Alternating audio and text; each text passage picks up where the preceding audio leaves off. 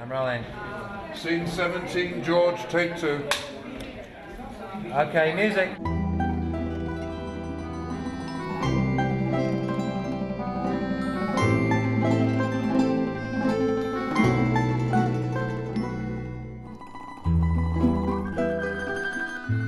Two Jacks is a film in a series of films that I've been making, which all are modern-day adaptations of Tolstoy short stories, mostly set in and around Los Angeles.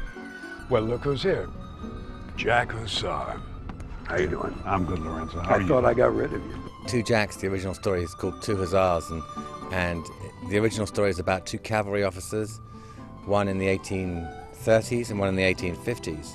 And I made the cavalry officers film directors. One of them is in the classic period of Hollywood, the black and white era, and his name is Jack Hussar, and he's played by Danny Huston. Well, Jack Hussar is a director of a certain ilk. He's a bon vivant. He's a buccaneer. He's a kind of man that really doesn't exist in today's film world. Where have you been, Jack? Africa. Oh, that's for leaving me at the train station. Danny's worked with Bernard many times before, and so he was involved right from the start. When we were thinking about who should play Jack Hussar's son, Jack Hussar Jr., Jack Huston obviously sprang to mind as you know, there's the family connection there, so the idea of the two of them playing father-son seemed to be a natural fit. Me and Danny and Bernard have been talking about it, talking about the two Hussars initially, but now the two Jacks, for like a year and a half, 2 years. It's been like talking, and Bernard's always like, oh, we're going to do the two Jacks soon, and, the two Hussars, and we're like, okay, cool, well, when it happens, me and Danny have always wanted to do something together. Something we enjoy doing, our love for Tolstoy, first and foremost. And adapting these stories in the kind of Hollywood world, in our sort of backyard, so to speak. For Diana, we needed somebody staggeringly beautiful and incredibly charismatic. So Sienna Miller just has that kind of vibrance and beauty, and there's something very captivating about Sienna. And Diana. Diana, my name is Jack. I got involved in the film because I'm great friends with Danny Huston and Jack Huston and Bernard Rose. And Bernard and I saw each other at a film festival, and he mentioned that he was doing this, and I have been a huge fan of his work for a long time, since seeing Ivan's Ecstasy a while ago. And I just think it's a really interesting way of making a film, improvising and putting a load of people in different situations and seeing what comes out and what sticks.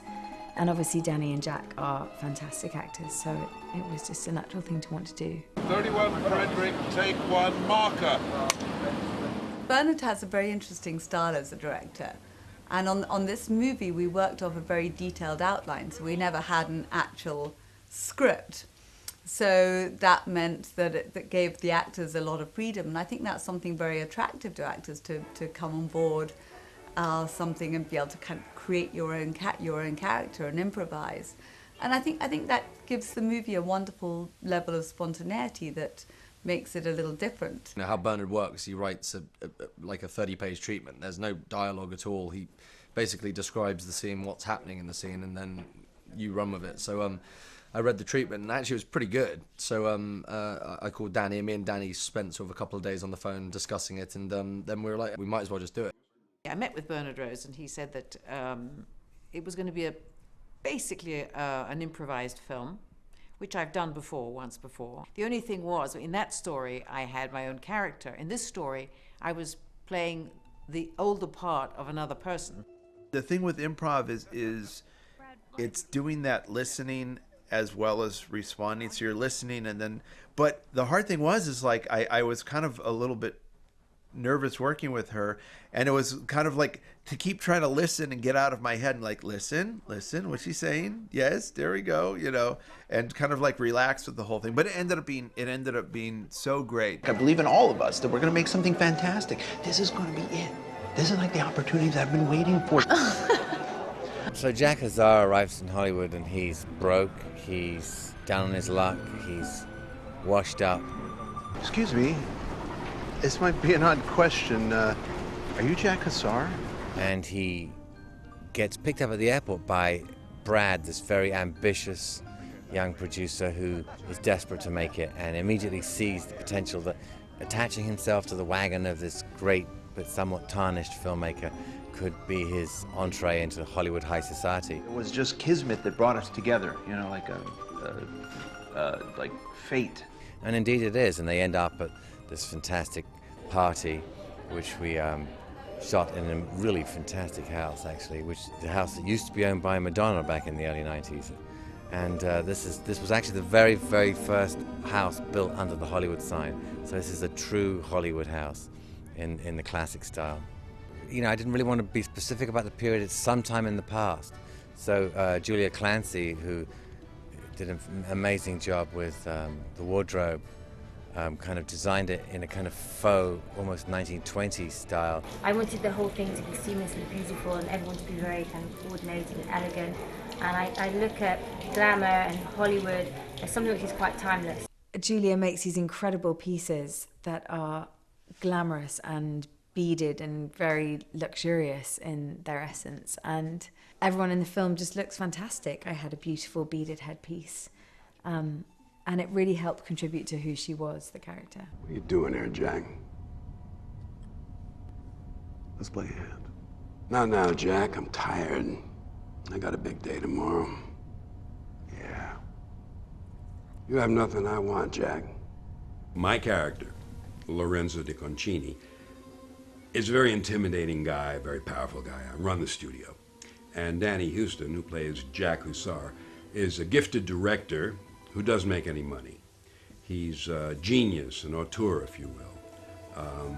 We have worked together many times. He has cost me millions of dollars. How much did that last film of yours cost me? I don't know. You recut it. You know how you do How it. much did that cost me? It cost me a lot of money. How many times did you recut it? I wasn't happy, Jack. There are elements of my father in Jack Hussar.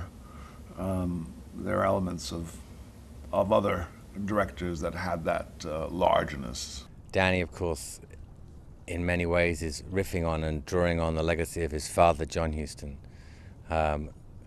who, whilst none of these things were specifically done by John, he was the kind of pirate, independent, visionary filmmaker that essentially we're celebrating in this sequence. She's with me, Jack. Want to fight about it? Let's fight. Stop being a girl.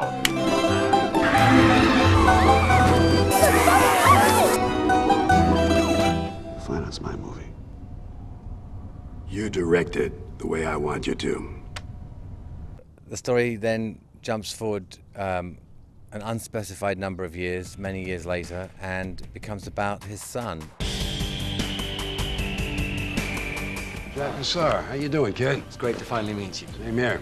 I knew your father. And in the original story, the son is also a cavalry officer and goes back to the same town that his father went to, and does all the same things that his father did, but with very different results, in that where his father got away with things and was celebrated for his kind of roguishness and his panache and his daring, the son is slapped and punished.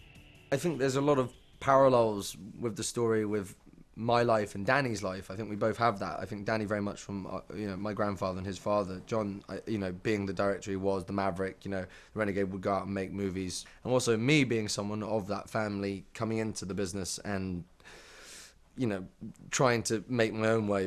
So it's trying to sort of become your own person. I think that's what initially that's what the story's about. This idea of living up to the image of your father, that it's really a tremendous strain on Jack.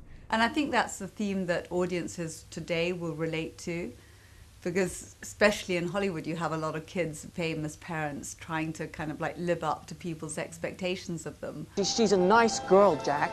She's a nice girl, and I know what you're like. I can't pay for this room. I'm here for 3 months. I'm shooting a movie. If I'm in that room for 3 months, I will go out of my mind. I've been watching you all day. You are the part, basically. You just have to find your dark side.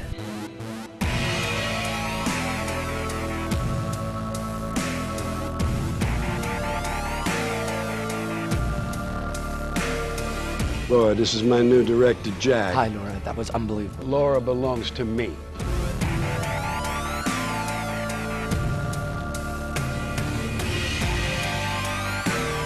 Because it's Tolstoy, there always is this wonderful sense of everybody in the story. Everybody is disappointed and heartbroken, one after another.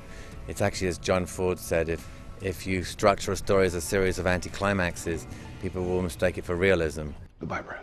No, come on. You're staying here, Brad. No, I can't stay here. No, Jack, don't leave. You can't do this. This is my chance. And I think that in a sense Tolstoy structures his story like that. Everybody loses what they want. If somebody gets something, if two people get together, it's at somebody else's expense, always. This is what Jack does. He meets a girl, he makes promises, and he can't keep them, and then this is what happens.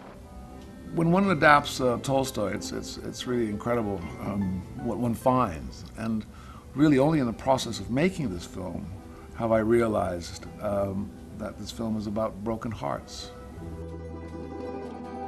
Yes, its setting is sort of Dolce Vita and Hollywood that was and Hollywood that is now. But in essence, it's about broken hearts.